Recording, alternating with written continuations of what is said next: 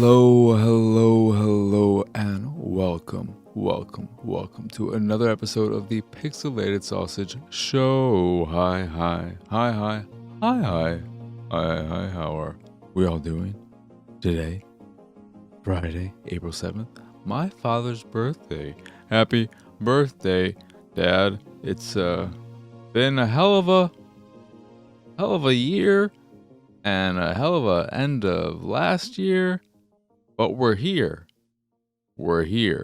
And that's what's good. That's the good thing about all of this, is that we're still here. It's a bit bittersweet because I just a few days ago retired my father's Xbox, which is say I unplugged it and put it away into storage. Will it ever resurrect itself? I don't know. But it became clear. It's been clear for a while, and I just accepted it a few days ago that as far as gaming goes, it's just not in the cards for my dad right now, and it's sad because he loved gaming. But there's a mixture of him not being all there just in terms of his eye-hand coordination or stuff like that. His ability to play may have improved since he initially got home, because the only time he's played a game since coming home was that time I let him try out Need for Speed Unbound, and as someone who loved racing games, that was one of the two genres he really played a lot of, racing games, and not even really a genre, but just Call of Duty specifically. He was really struggling and wasn't even willing to pull the trigger all the way down to go super fast. He was driving like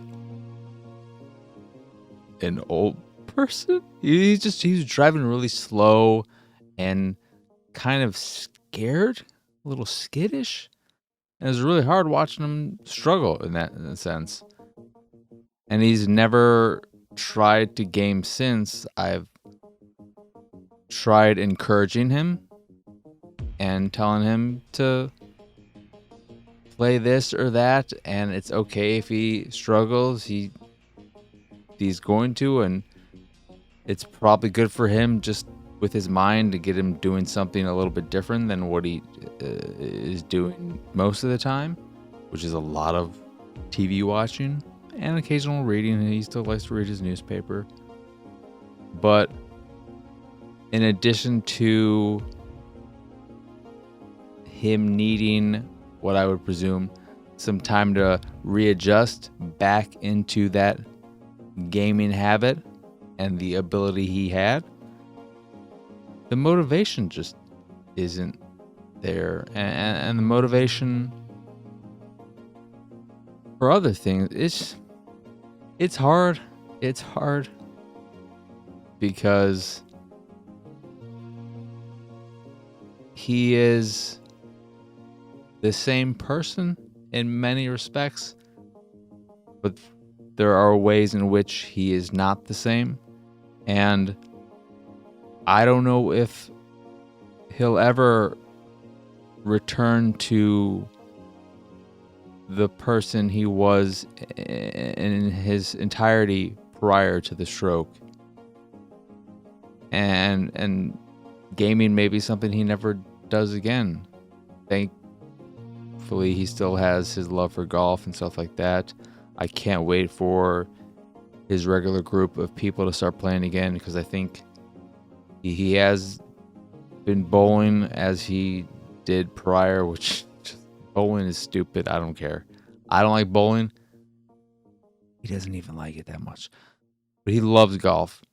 And I think him going out every week, getting out in the sun, spending hours out in the fresh air with a bunch of his buddies is going to do wonders for him. So I'm really excited for that to start up, hopefully in a few weeks or so. So that'll be really good. He's planning to go to the driving range soon. But gaming may be something he never does again. And it breaks my heart a little bit because he did love it, the games he could handle. And then it breaks my heart because it was something we could share together, and now we can't. I don't even know if he'd really want to watch me play. It sucks. I also retired the microphone I bought for him and never got to use because it happened right around the time when he had a stroke. So the hypothetical podcast we would do together, that's definitely probably never happening. So I have this microphone that wasn't cheap, but wasn't super expensive. It's no Shure SM7B. It's a Shure SM7, not free, because it wasn't free. But yeah, all bittersweet. But like I said, he's here. He's here, and there was a time, there was a moment where it very much so looked like he might not be here.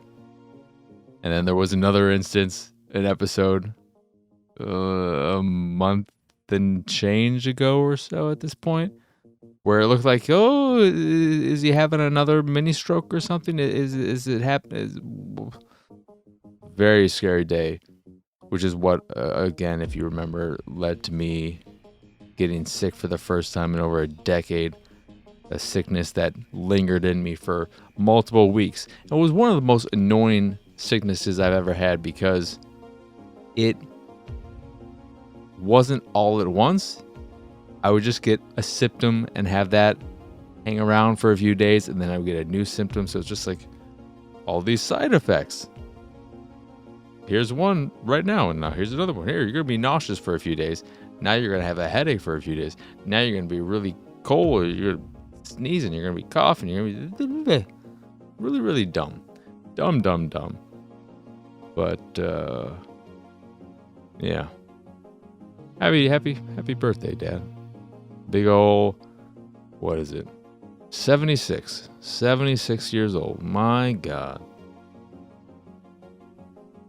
Let's hope for not 76 more years, because that would definitely get miserable at this point. Ain't no body, and I mean body as in B-O. Yeah, well, never mind. Oh, before I get on to what I've been playing, I just want to throw out something for Conan whenever he listens to this. So I now know why, when I talked about the news of a Last Ronin video game, you said you should really read that comic soon. You should really read it soon. And I know why now. It's because my friend just straight up lied to me. He just straight up lied to me. So, yeah. Now I know. I know. And I couldn't be happier. I mean, I'm not happy that 3 of the turtles are dead, but the direction they went with that storyline, it's exactly what I would want. It's perfect. It's absolutely perfect. I just started it though, so don't say anything else. But goddamn, I was just lied to, and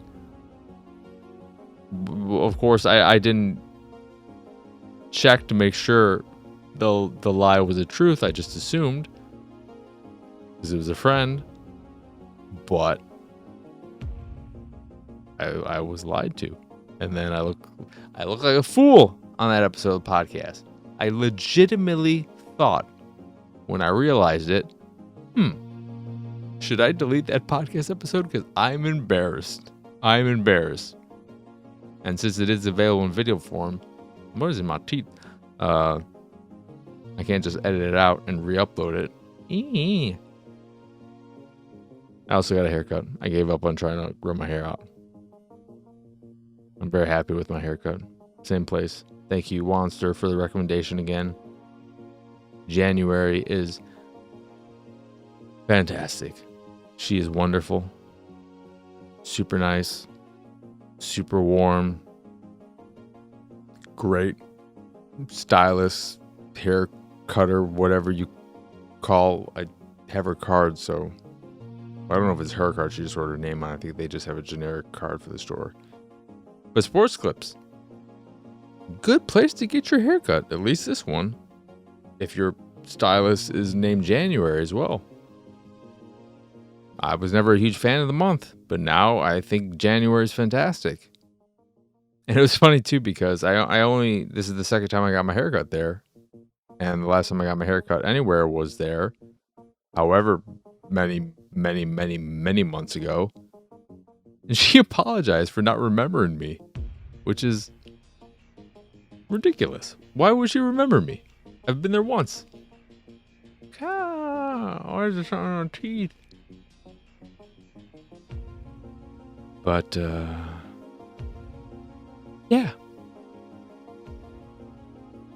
Let's get into what I've been playing. I did finish Star Trek Enterprise, but I'm not going to talk about it. Like I said, I'm just saying that did happen. But what also happened is I played a little game, not so little, by the name of Pirates Outlaws, which is a deck building game in the vein of stuff like Slay the Spire, where you start off on your journey and then you have a bunch of branching paths where you can choose to either, depending on the spot, and if you have choices, sometimes a branching path will then be a linear path that you can only go to one particular location for a few movements in a row.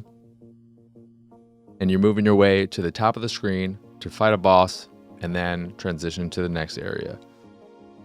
And the areas you can land in could be a battle, could be a shop, could be an event that will be very RNG heavy and may provide you with a reward or give you some kind of negative attribute or some cards that are just in your deck that are a waste of space. What do you call them? Cards.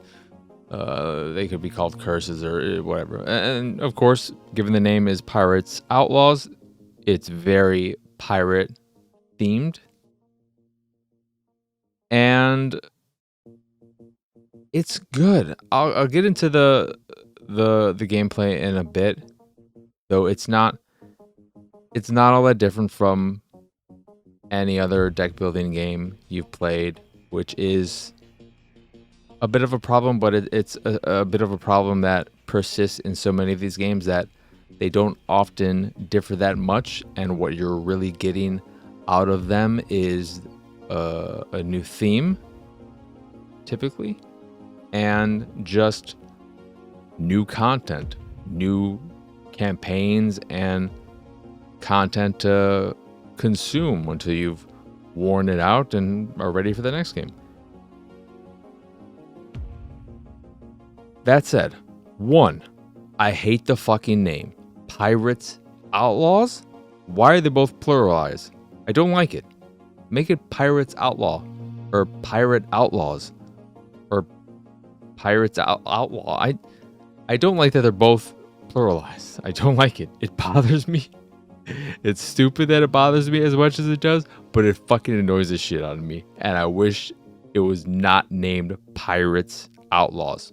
Or if they wanted to stick with Pirates Outlaws, that they put a comma and it was Pirates Outlaws. Or put a fucking hyphen or backslash Pirates/Outlaws.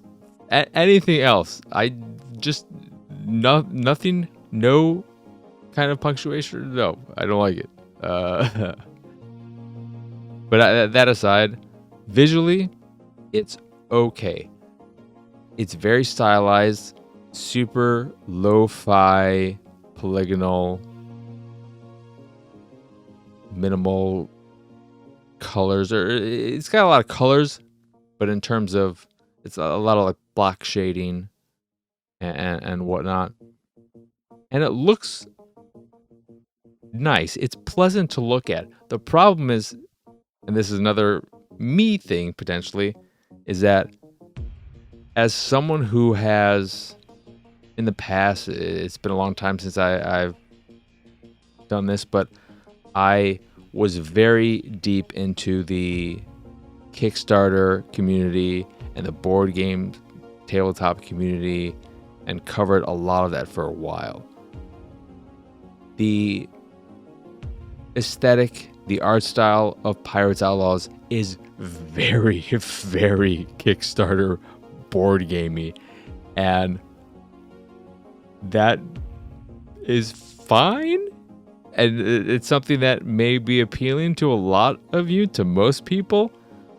I find it a bit tired and uninspired and a little bit been there, done that. I wish you would have tried to be more unique with your art, because this is fine and I'm sure allows you to put it everywhere and have it perform and run smoothly. But man, I wish you didn't look like 100 fucking Kickstarter board games that I've seen over and over and over again. You look good. You just look like so many other things. And you start to blend in with everything. But that again may be a very me thing. All of that out of the way, in terms of the gameplay, it's pretty simple and straightforward. And it's on the easier side, which may be a good or bad thing depending on who you are. If you're newer to the deck building genre, it's going to be great for you. But if you're a seasoned deck builder, you may find it a little bit frustrating in how easy it is at first. There are more difficult campaigns, and thankfully one of the hard campaigns is unlocked from the very beginning. So you have your normal campaign and then a hard one unlocked at the start, while in addition to that you have 2 advanced campaigns and I think 4 other hard campaigns locked, which you unlock over time as you build up your renown or some kind of reputation level. And that also is how you unlock new characters over time and cosmetics, some certain skills and attributes you can attribute to your ship. And there's a lot of content there, which is nice, especially if you check out the game and you end up liking it. Which, if you're a fan of deck building games, I don't know why you wouldn't like it, because it is doing the deck building thing very well. It's just not doing anything super unique, and I'll get to the gameplay very, very quickly. There is a lot of content there. And what I'm most impressed by in terms of how much content is there, because you have those 8 or so campaigns, but when you compare it to something like Slay the Spire, that has, at launch at least, it had the 3 starting classes. Comparing it to that, for instance, Pirates Outlaws has, I believe, 16 different characters that you'll be able to play as you unlock all of them. Over time, playing the game multiple times, increasing your reputation, your renown, whatever it's called. And that's a lot. They're not as varied and different as they are in something like Slay the Spire, so it's not a completely different playstyle, but they do have specific attributes that will make your runs play out differently, that'll make your strategy change up. The second character you unlock, for instance, cannot use armor, but they are able to leech health from enemies when their health is below 50%. There's another one, I think the last one you unlock will grant you 2 action points at the beginning of every turn instead of 1. And that is the one way in which Pirates Outlaws is different than any other deck building game I've played that I can remember. And I'm not super versed in the genre. I love Slay the Spire, and I've dabbled in a few others that have all been good. I can't think of a deck building game I've played that was bad, but they're just so often very, very similar to one another that they all blend together, and it's typically the art that's really the selling point, with maybe one little thing for it to put its hat on and say, this is my one gameplay gimmick. And to that point, the one thing that really stood out with Pirates Outlaws is that at the beginning of every turn, you only get 1 action point back.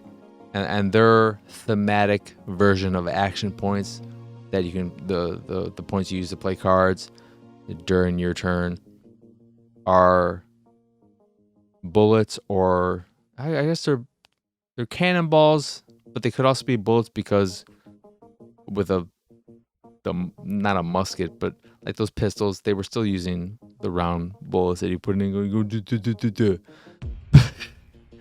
But you only get 1 action point back at the beginning of every turn.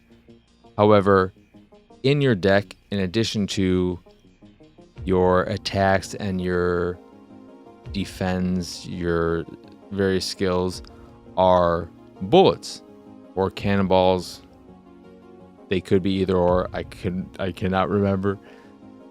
But you play those that don't cost any action points, and they will give you back 1 action point per card played.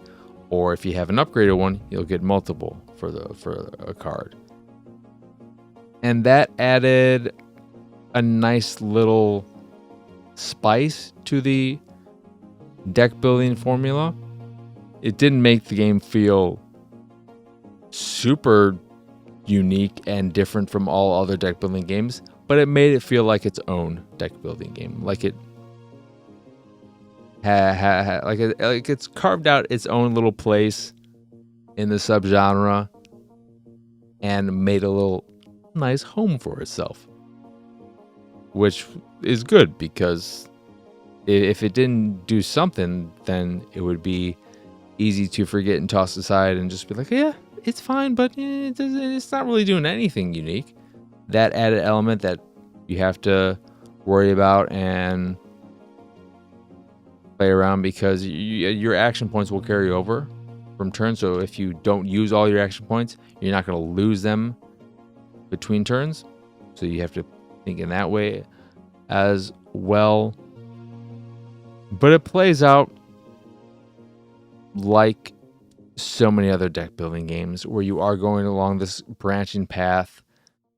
You will have your battles, your merchants, your stores, your places where you can upgrade, buy new cards, sell new cards, remove curses, etc. from your hand until you reach the boss.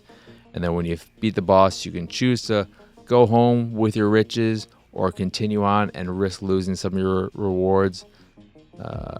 And you may want to quit out because you know that you don't have, you're not feeling super confident, and you rather take all the rewards you can and hopefully unlock some things by doing so. But it's good. It's good. And like I said, there's a lot of content there. It'll take you dozens and dozens and dozens of hours, if not 100+ hours, to unlock everything. So if you do end up getting drawn into the game, if it ends up working for you, you're going to have a lot of content there. And it's I play it on Xbox and it's $17, so it's decent price, especially for how much is in there. I enjoyed it. I liked it. And again, it's on the easier side, at least the normal campaign. So if you've been curious about deck building games, or you've only played a handful and you want something that's on the more accessible side, it fits that bill really well. And then if you like pirates, you got that going for you. Not that it thematically does a lot with the pirate side of things. It's not super piratey. Outside of it just having you sailing your ship from location to location instead of it being a more generic looking setup. Nothing really happens. You're not having any ship battles or anything. So yeah, Pirates Outlaws is a good time, but just know it's not doing anything particularly super new in the genre that is deck building games. Then I also checked out Risen, which came out a few months ago or so. The port, it's basically a port of the 360 game that I'm sure was on PC as well. I don't know if the first Risen was ever released on PlayStation. I'm not sure. It's a very early 360 game. And it is a Euro RPG full of that Euro jank that you may know and may love or may not. But this, it really just is a port. It's not prettied up much at all, if at all, outside of a resolution bump. So it looks a bit cleaner and it runs well. I put it into performance mode immediately.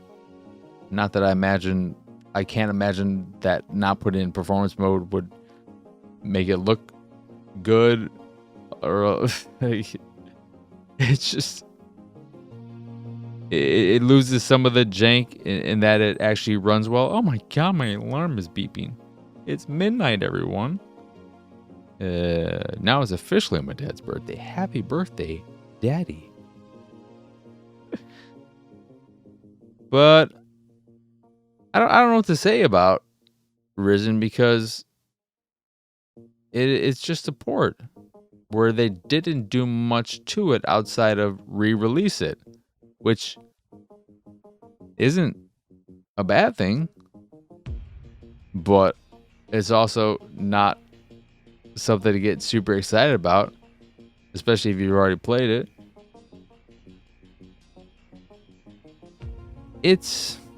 I like these types of RPGs. I find something charming about the Eurojank RPGs because they try, and you gotta admire that. They want to do so much, and they rarely succeed in any part. But my golly, they try, and you gotta like that. You gotta like that. You gotta at least tip your hat at that. The Euro RPG can be boiled down to, aww, you went for it. You fucking fell on your face, but you went for it. Because they try to do so much and create these games with these big open worlds full of so much to do and so much to see.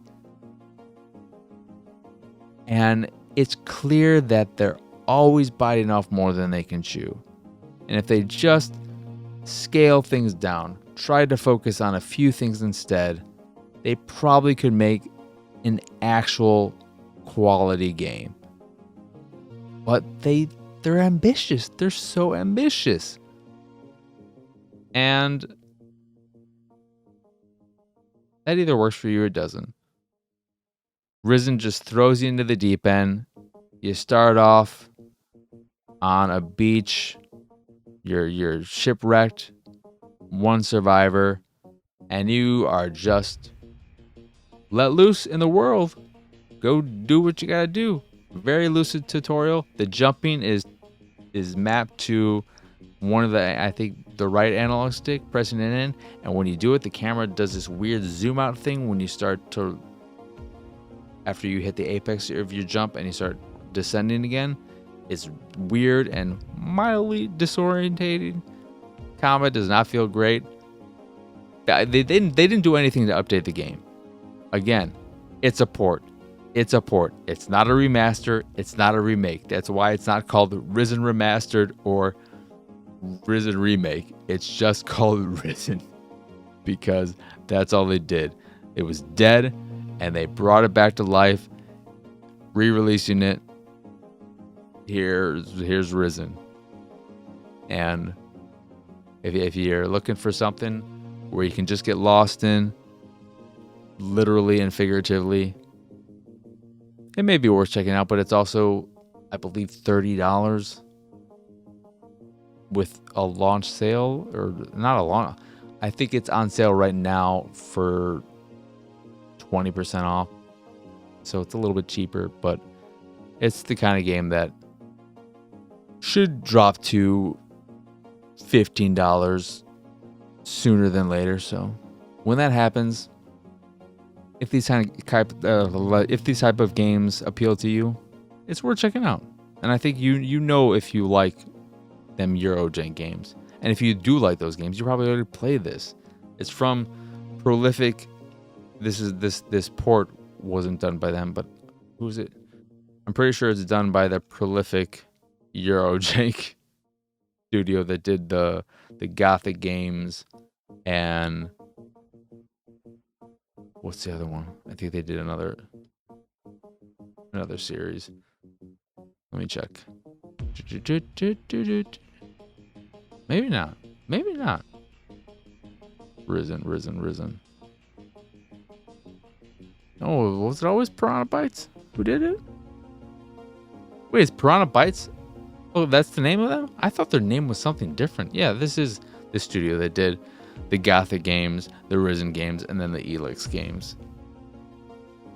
If you've played any of those, if any of those series has lit a light bulb in your head, you're like, oh yeah, I played one of those.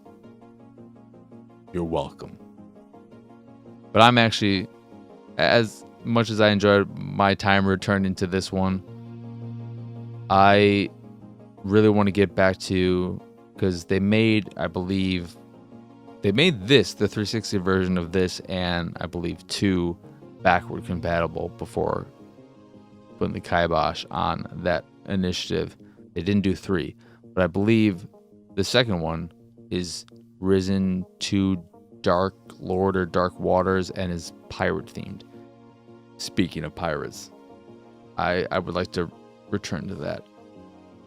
But if you just want to get thrown into a fantasy world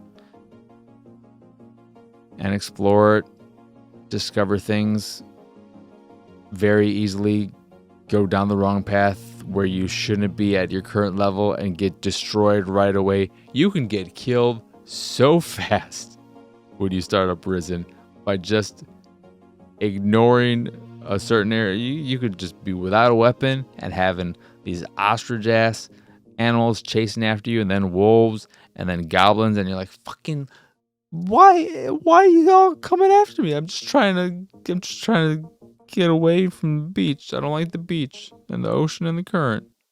But everything's chasing you, and fucking hell, this AI can be relentless at times, and they will just chase you for miles and miles and miles. There does not seem to be some type of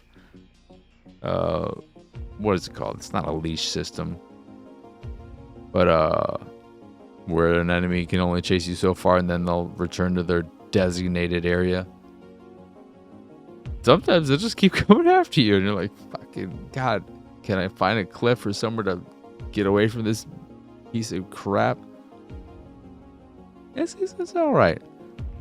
And then the last game I played is RunBean Galactic. Is that the name of it? I wrote it down, but I didn't check my notes. I'm like, I remember the name of all these things. And I was right. RunBean Galactic. This is a super, super, super duper simple game that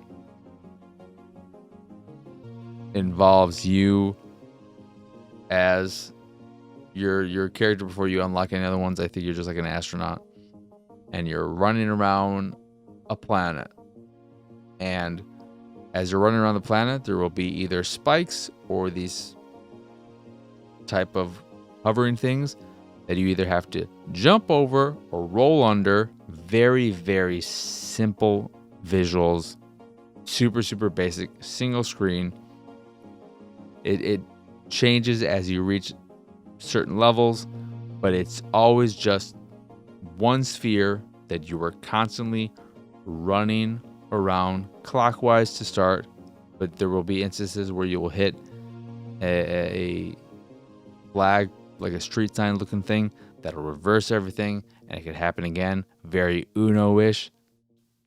It's like someone playing the reverse card, and then all you're doing is jumping over the spikes, rolling under the things, and occasionally you might jump and grab a lock that'll unlock a thing in the world, and you're just doing this until you die, chasing leaderboards, and that's it. Super, super, super basic, super, super simple, but also super, super addictive. It's an East Asia subtitle, so, you know, cheap, simple, basic game. Get a lot of achievements. I don't know what... It's as if this game has already received some kind of title update and gotten away with adding an additional 1,000 achievement points, because there are 2,000 achievement points in this game already. I don't know how that's possible. Seems ridiculous, but they're there.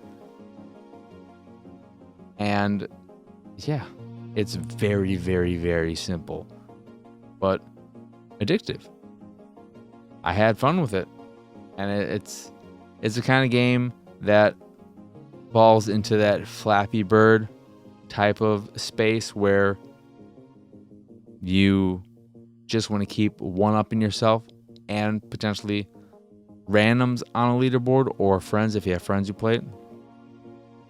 Because you can every time you die, you're like, ooh, I could have done better, or like the randomness of it can be against you, because there are times where it is just reverse me back and forth, and then it'll reverse me and immediately throw up a spike in front of me. I'm like, I don't have any time to react. Fuck you, game. You fucking screwed me there. Bullshit. And it can get really frustrating, but it's the kind of frustration where you immediately want to return and try again to say, you fuck me, game? No, fuck you. And who doesn't love a game that says, fuck me, fuck you? RunBean Galactic. It's probably like $4 or $5. But if you're someone who could fall into that addictive trap and enjoy stuff like Flappy Bird, very, very, very simple game that is just about getting one little bit higher, one tick higher, one tick higher, one tick higher, one tick higher, and then constantly besting yourself and those on the leaderboard also playing the game. Worth checking out. That's it in terms of what I've been playing. So that'll do it. I did check out the Tetris movie. Had a really good time with it.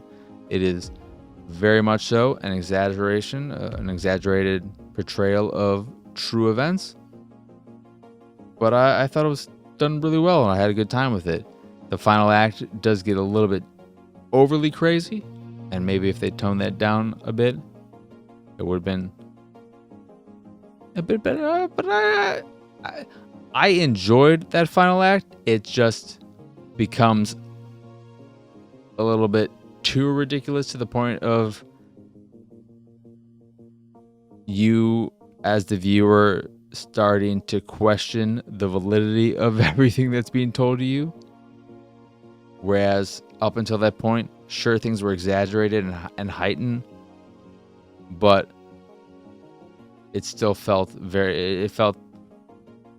I've seen this comparison, much more social networky, whereas it gets more Born Identity-ish in the final act. But I had a really good time with it. Fantastic soundtrack. Fantastic soundtrack. I look forward to watching it again at some point. I'm happy it's getting a physical release despite being an Apple Plus thing, which is rare as far as I know. But it may just be like a partnership thing, and that's why it's getting, because it's not an Apple original. I'm not sure. But that's pretty much it in terms of what I've been watching of any kind of note. I think I'm gonna start up Yellowstone again, because I've got nothing in any of my queues that I'm really dying to watch. There's Mr. Robot, which I don't feel like starting from the beginning and then finishing. And I could go back and watch some more Lost. That's a potential as well. But I'm not ready to get back into the sci-fi space just yet. But yeah. That'll do it for this here episode of the Pixelated Sausage Show. I was about to do the hi thing again. I'm like, what? That's not when I'm supposed to be doing this. This isn't the start of the show. I am, though, of course, your host, again, Mark Kuznez. Y'all can find me pretty much everywhere at PX Sausage. And, of course, if you'd like to find links to all the places I call home that you may want to call home, or at least visit every now and again, like the YouTube, the website, the art I make, the Patreon, which I'll get to shortly, and any of the other stuff I haven't mentioned, you can do all of that in one very convenient place called Pixelated Sausage. No, that's the site. It's pxsausage.com. I'm pretty much everywhere at PX Sausage, and you can find pretty much everywhere that I am pretty much PX Sausage at pxsausage.com. Are you confused? Because I'm even getting a little bit confused. That is, again, pxsausage.com. Speaking of confusion, are you looking for a way to throw away some money every month, and you like what I do, and you'd like to maybe mix that and that, and you want to support me in my nonsense? You can go over to patreon.com/pxs to support me and my nonsense that way. You're not really going to get much for your support outside of the pleasure of knowing you're helping someone who makes crap you enjoy. I'll be fine. But if you'd like to help out, I'd really appreciate it. It's very sweet of anyone and those who are part of all that, and I appreciate it greatly. So, if you want to be a part of that and support me, that is, again, patreon.com/pxs. That's it. So, again, thank you. Not again, because I haven't said this yet. But as always, thank you for watching or listening. I hope you enjoyed this here episode. Again, happy birthday to my father. Send him all your birthday wishes. Leave some comments. Say some nice things. Maybe I'll show them to him if you're polite and not being douchey, and be like, ha ha ha. So he may read. And yeah, again, as always, thank you for watching and listening. I hope you enjoyed this here episode, and I hope you have both a wonderful rest of your day and a lovely, lovely rest of your weekend. So for now, adios, Arrivederci. Bye.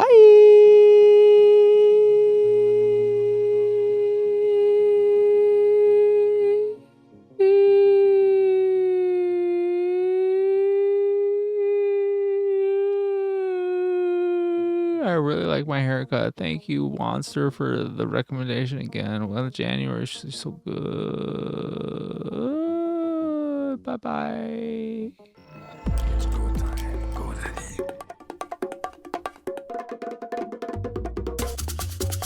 It's go time.